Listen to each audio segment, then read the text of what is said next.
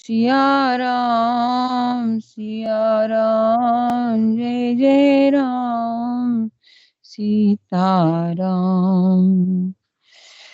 उमापति महादेव की जय, पवन सुत हनुमान की जय, सब संतन की जय जय, सब भगतन की जय जय, गंगा मैया की जय हो जय हो जय जय हो। जय श्री ओम। नमो नारायण हरि, नमो नारायण हरि, नमो नारायण।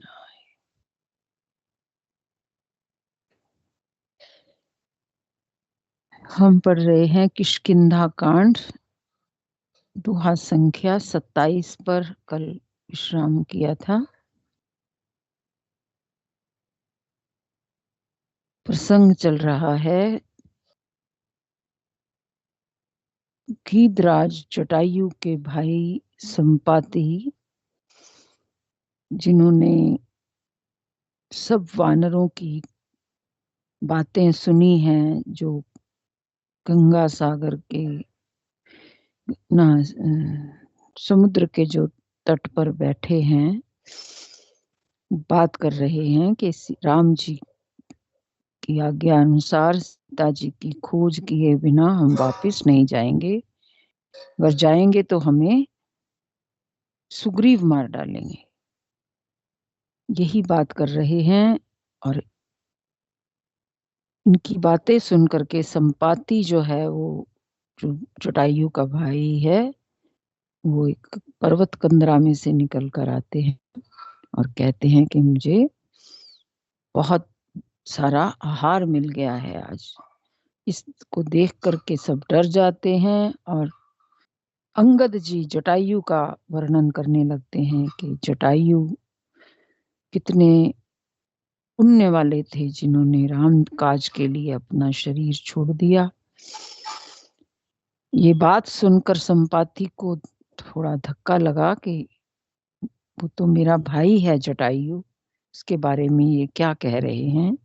फिर वो उनके पास आ जाता है धीरे धीरे संपाति, और उनको निर्भय करके सारी बात पूछता है। फिर भगवान से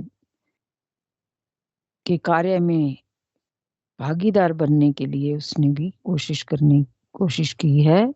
कहा है मुझे समुद्र तट पर ले जाओ, अपने भाई को तिलांजलि दूं, और राम काज में मैं भी सीता जी का पता बताऊंगा तुम्हें। क्योंकि जो गीध होते हैं उनकी नजर बड़ी तेज होती है, वो कई किलोमीटर तक देख सकती है। इसलिए वो आश्वासन देते हैं हनुमान जी को, वानरों को। मोहे ले जाहु सिंधु तट, देऊ तिलांजलि ताही, बचन सहाई करीब में, पैहूं खोजऊं जाही, सियावर राम जय जय राम, मेरे प्रभु राम करो कल्याण। उसने कहा मुझे समुद्र के किनारे ले चलो, मैं जटायु को तिलांजलि दे दूं। इस सेवा के बदले मैं तुम्हारी वचन से सहायता करूंगा, अर्थात सीता जी कहाँ हैं सो बतला दूंगा, जिसे तुम खोज रहे हो उसे पा जाओगे। अनुज क्रिया करि सागर तीरा, कही निज कथा सुनो कपिवीरा, हम दो बंधु प्रथम तरुणाई, गगन गए रवि निकट उड़ाई। समुद्र के तीर पर छोटे भाई जटायु की क्रिया करके, श्राद्ध आदि करके संपाति अपनी कथा कहने लगा। हे वीर वानरों सुनो, हम दोनों भाई उठती जवानी में एक बार आकाश में उड़कर सूर्य के निकट चले गए।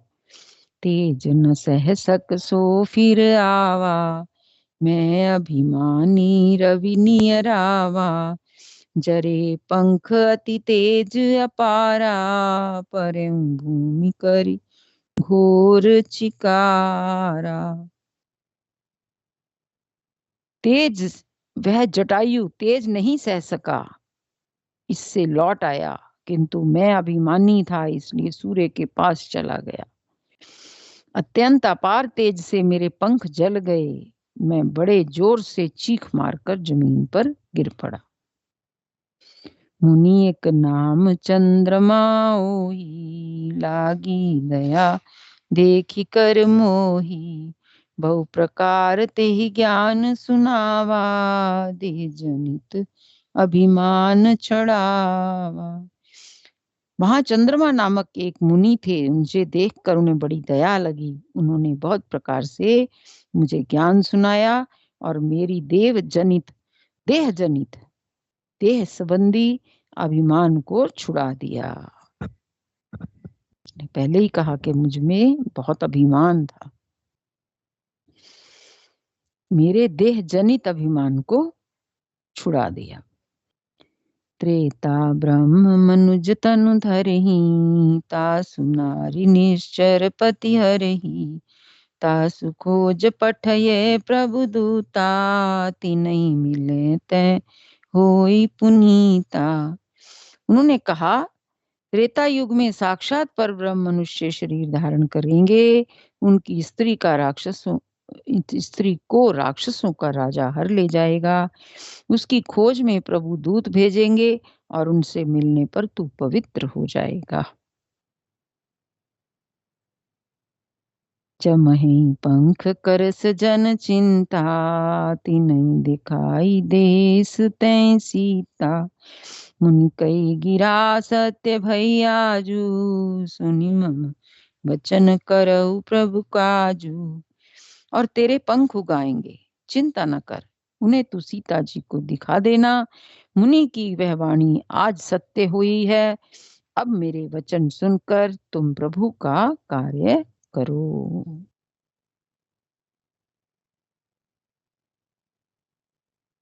संपाति ने कहा है कि ये बात मुझे मुनि ने पहले ही बता दी थी।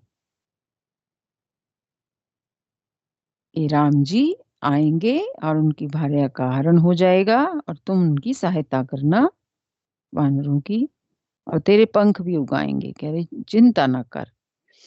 जमहि पंख करस जन चिंता, तिन्हि दिखाई देहिस मैं तै सीता। उन्हें तू सीता जी को दिखा देना। मुनि कई गिरा सत्य भैयाजू, सुनि मम वचन करहु प्रभु काजू। तेरे पंख उगाएंगे, चिंता न कर, उन्हें तू सीता जी को दिखा देना। मुनि की वह वाणी आज सत्य हुई है, अब मेरे वचन सुनकर तुम प्रभु का कार्य करो। गिरी त्रिकूट ऊपर बस लंका, तहाँ रह रावण सहज असंका, तहाँ शोक उपवन जहाँ रही, सीता बैठी सोच रत हई। त्रिकूट पर्वत पर लंका बसी हुई है, वहां स्वभाव से ही निडर रावण रहता है। वहां अशोक नाम का उपवन है, बगीचा है जहां सीता जी रहती हैं। इस समय भी वे सोच में मगन बैठी हैं, क्योंकि उसे उसे दिखाई दे रही हैं। एक बगीचा है जहां पर सीता जी रह रही हैं, इस समय भी वे सोच में मगन बैठी हैं। पर्वत का नाम है त्रिकूट पर्वत, जिस पर लंका बसी हुई है। मैं देखूं तुम नाही, गीदहि दृष्टि अपार, बूढ़ भयउ न तो करते कछुक सहाय तुम्हार। सियावर राम जय जय राम, मेरे प्रभु राम करो कल्याण। मैं उन्हें देख रहा हूं, तुम नहीं देख सकते, क्योंकि गीध की दृष्टि अपार होती है, बहुत दूर तक जाती है। क्या करूं, मैं बूढ़ा हो गया, नहीं तो तुम्हारी कुछ तो सहायता अवश्य करता। क्या करूं, मैं बूढ़ा हो गया, नहीं तो तुम्हारी कुछ सहायता अवश्य करता। जो ना गई सत जो जन सागर, करई सो राम काज मति आगर। मोय बिलोक धरऊ मन धीरा, राम कृपा कस भयऊ शरीरा। जो 100 योजन या 400 कोस समुद्र लांघ सकेगा और बुद्धि निधान होगा, वही श्री राम जी का कार्य कर सकेगा। निराश होकर घबराओ मत, मुझे देखकर मन में धीरज धरो। देखो, श्री राम जी की कृपा से देखते ही देखते मेरा शरीर कैसा हो गया। बिना पांख का बेहाल था और पांख उगने से सुंदर हो गया है। पापी जाकर नाम सुमरियो, अति अपार भव सागर तरही। तासु दूत तुम तज कदराई, राम हृदय धरि करहु पाई। पापी भी जिनका नाम स्मरण करके अत्यंत अपार भव सागर से तर जाते हैं, तुम उनके दूत हो। अतः कायरता छोड़कर श्री राम जी को हृदय में धारण करके उपाय करो। अस कही गरुड़ गीत जब गयऊ, तिनके मन अति विस्मय भयऊ। निज निज बल सब काहू भाषा, पार जाई कर संशय राखा। कागभूषुंडी जी कहते हैं, हे गरुड़ जी, इस प्रकार कहकर जब गीध चला गया, तब उन वानरों के मन में अत्यंत विस्मय हुआ। सब किसी ने अपना अपना बल कहा, पर समुद्र के पार जाने में सभी ने संदेह प्रकट किया। समुद्र कैसे पार करें, इसमें सभी ने संदेह प्रकट किया। जरठ भयऊ अब कहई रिचेसा, नहीं तन रहा प्रथम बल लेसा। जबहि त्रिक्रम भय घरारी, तब मैं तरुण रहूं बल भारी। और यक्षराज ऋक्षराज जामवान कहने लगे, मैं अब बूढ़ा हो गया, शरीर में पहले वाला बल लेश भी नहीं रहा। जब खर के शत्रु श्री राम वामन बने थे, तब मैं जवान था और मुझ में बड़ा बल था। कहते हैं बहुत पुराना है, जब खर के शत्रु श्री राम वामन अवतार भगवान का जब हुआ था, कहते तब तो मैं जवान था, अब मुझ में बल नहीं है, अब तब मुझ में बड़ा बल था। बलि बांधत प्रभु बाढ़ेऊ, सो तन भरनी न जाई। उभय घरी महक दीनी, सात प्रदक्षिण धाई। सियावर राम जय जय राम, मेरे प्रभु राम करो कल्याण। कहते हैं बलि के बांधते समय प्रभु इतने बढ़े कि उस शरीर का वर्णन नहीं हो सकता। जब वामन अवतार हुआ था भगवान का, तो बलि से उन्होंने मांगा था 3 पग भूमि। तो कहते हैं उस समय भगवान का शरीर इतना बड़ा हो गया था कि उस शरीर का वर्णन नहीं हो सकता, किंतु मैंने 2 ही घड़ी में दौड़ करके उस शरीर की 7 प्रदक्षिणाएं कर ली थी, इतना बल था। इसने कहा ये जामवान जी ने। अंगद कहई जाऊं मैं पारा, जिय संशय कछु फिरती बारा। जामवंत कह तुम सब लायक, पठई किमिक सब ही कर सा। राम राम। पठई कम किमि सब ही कर नायक। अंगद ने कहा, मैं पार तो चला जाऊंगा, परंतु लौटते समय के लिए हृदय में कुछ संदेह है। जामवान ने कहा, तुम सब प्रकार से योग्य हो, परंतु तुम सबके नेता हो, तुम्हें कैसे भेजा जाए। कहई रीछपति सुन हनुमाना, का चुप साध रहु बलवाना। पवन तनय बल पवन समाना, बुद्धि विवेक ज्ञान विज्ञान निधाना। ऋक्षराज जामवान ने हनुमान जी से कहा, हे हनुमान, हे बलवान, सुनो, तुमने यह क्या चुप साध रखी है। तुम पवन के पुत्र हो और बल में पवन के समान हो। तुम बुद्धि, विवेक और विज्ञान की खान हो। हनुमान जी को उनकी शक्तियों की याद दिलाई है जामवान जी ने। कहते हैं तुमने क्यों चुप्पी साध रखी है? तुम तो पवन के पुत्र हो और बल में पवन के समान हो। तुम बुद्धि, विवेक और विज्ञान की खान हो। कवन सो काज कठिन जग माही, जो नहीं होई तात तुम पाही। राम काज लग तब अवतारा, सुनते भयउ पर्वताकारा। जगत में कौन सा ऐसा कठिन काम है जो हे तात तुमसे ना हो सके। श्री राम जी के कार्य के लिए तो ही तो तुम्हारा अवतार हुआ है। यह सुनते ही हनुमान जी पर्वत के आकार के समान विशाल काय हो गए। हनुमान जी ने जब ये सुना है कि मेरा बल जो है वो पवन के समान है, मैं पवन पुत्र हूँ, तो ये बात सुनकर ही हनुमान जी पर्वत के आकार के हो गए, विशाल काय हो गए। कनक बरन तन तेज बिराजा, मानहु अपर गिरहि कर राजा। सिंहनाद करि बारहि भारा, लीलहि नांगऊ जल निधि खारा। उनका सोने का सा रंग है, शरीर में तेज सुशोभित है, मानो दूसरा पर्वतों का राजा सुमेरु हो। हनुमान जी ने बार बार सिंहनाद करके कहा कि मैं इस खारे समुद्र को खेल में ही लांग सकता हूँ, खेल खेल में ही लांग जाऊंगा। 100 योजन की छलांग लगानी है। हनुमान जी ने अपने बल का आंकलन किया है, अपना शरीर कैसा बनाया है, पर्वताकार बड़ा शरीर।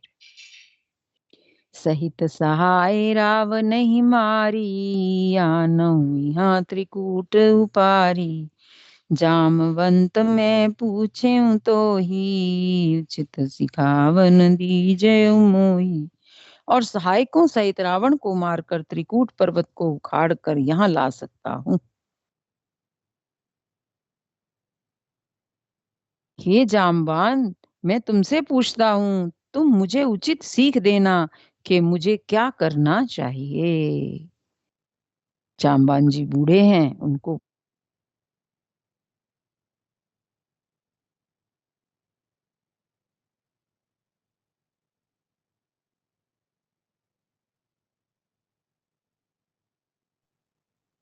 इतना करहु तात तुम जाई, सीता देखी कहु सुधियाई। तब निज भुज बल राजीव नैना, कौतुक लागी संग कपि सेना। जामवान ने कहा, हे तात, तुम जाकर इतना ही करो कि सीता जी को देख करके लौट आओ, उनकी खबर कह दो।